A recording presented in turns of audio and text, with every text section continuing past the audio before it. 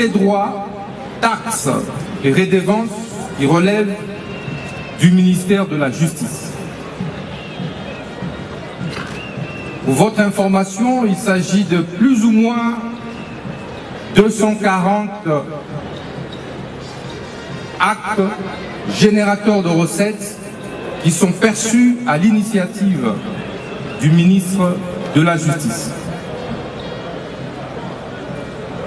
Cette initiative de bancarisation rentre dans le cadre et dans la politique du chef de l'État et du gouvernement de la République, piloté par son Excellence Madame la Première ministre, chef du gouvernement, contre la criminalité économique et financière qui a gangréné notre appareil judiciaire, qui a gangréné notre système judiciaire, qui a gangréné notre système économique et social depuis plusieurs décennies.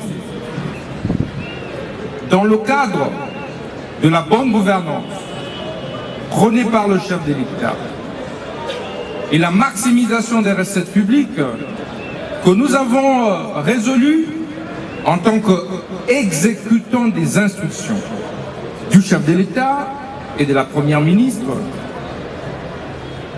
résolu de changer de méthode.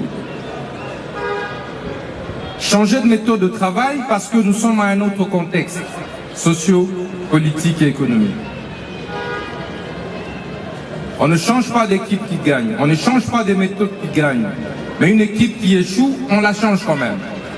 Une méthode qui a démontré ses limites, on la change quand même. Et c'est pourquoi le chef de l'État, son Excellence Félix Tshisekedi, qui nous a nommés à ce poste, nous a instruit de pouvoir réformer.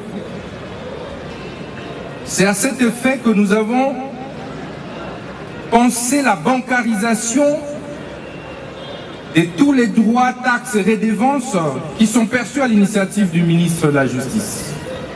Comme vous le savez, avant moi, il y avait une confusion à ce sujet.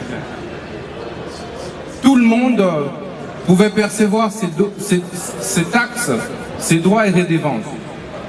C'est pourquoi nous avons été scandalisés par le rapport de la Cour des comptes faisant état des détournements de plusieurs centaines de milliers de dollars perçus à l'initiative de certains greffiers. Nous dénonçons avec la dernière énergie cette manière d'opérer.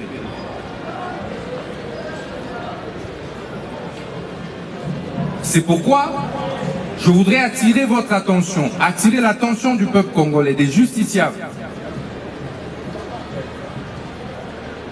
que désormais, à partir d'aujourd'hui,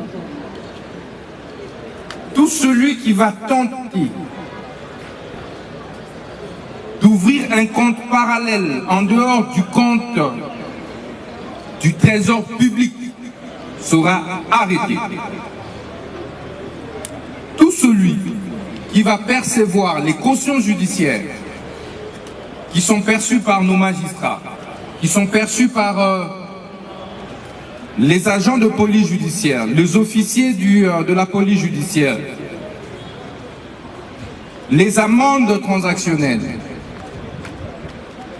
les consignations des frais, les droits proportionnels et bien d'autres droits. Tout celui qui va s'amuser à percevoir ses frais entre ses mains sera immédiatement mis à la disposition de la justice.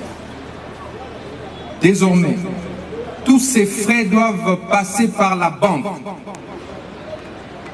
Nous devons développer notre pays. Ce n'est plus une question de choix, d'alternative. C'est une option décidée par son Excellence, Monsieur le Président de la République.